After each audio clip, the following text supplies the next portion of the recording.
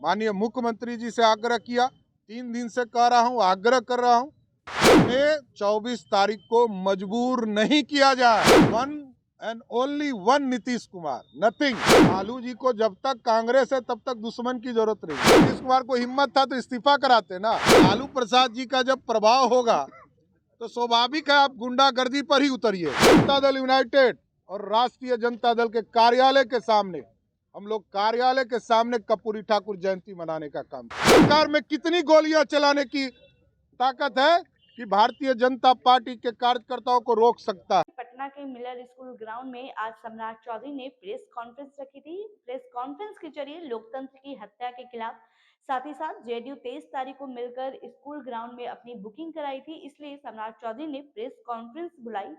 सम्राट चौधरी ने कहा कि नीतीश कुमार की गुंडागर्दी है। 18 साल के शासन करने के बाद नीतीश कुमार लालू यादव के साथ मिलकर गुंडागर्दी सीख चुके हैं। वही कर्पूरी ठाकुर के विरोधी हमेशा नीतीश कुमार रहे हैं। साथ ही साथ लालू यादव पर भी हमलावर दिखे सम्राट चौधरी ने कहा कि लालू यादव ने तो कभी भी कर्पूरी ठाकुर के रास्ते पर चलना सीखा ही नहीं था। आगे क्या कुछ कह रहे हैं सम्राट चौधरी, आप खुद सुने। हम लोग लोकतंत्र की हत्या के खिलाफ आज यहाँ प्रेस कॉन्फ्रेंस मिलर स्कूल के मैदान में करने आए।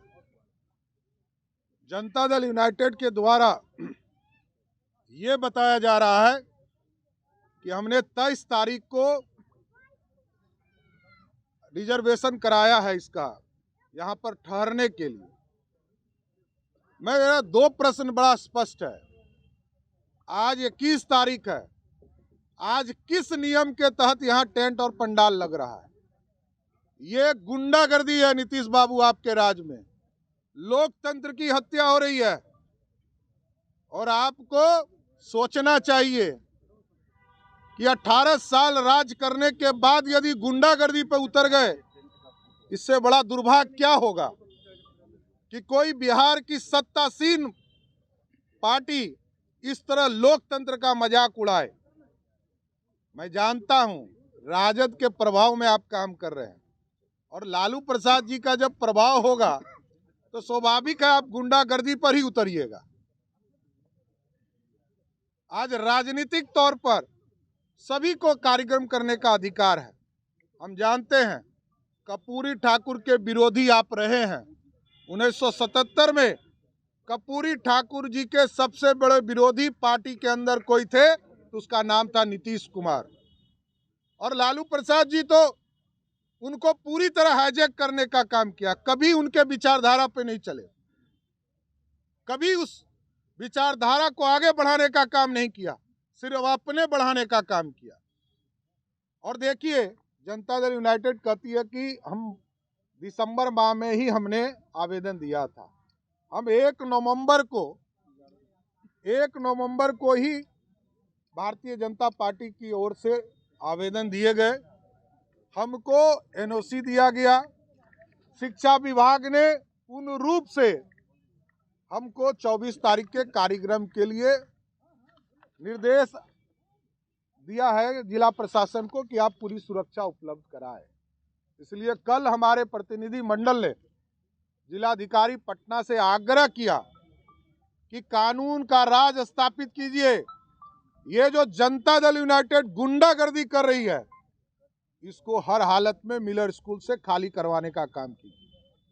और मैं बड़ा स्पष्ट तौर पर कहता हूं कि यदि लोकतंत्र की हत्या इसी तरह होते रहेगी तो हम लोग मजबूर होंगे किसी वीरचंद पटेल पद पर हम पूरी कार्यक्रम को करेंगे और जनता दल यूनाइटेड और राष्ट्रीय जनता दल के कार्यालय के सामने हम लोग कार्यालय के सामने कर्पूरी ठाकुर जयंती मनाने का काम करेंगे। देखते हैं कितना दम है, सरकार में कितनी गोलियां चलाने की ताकत है कि भारतीय जनता पार्टी के कार्यकर्ताओं को रोक सकता है।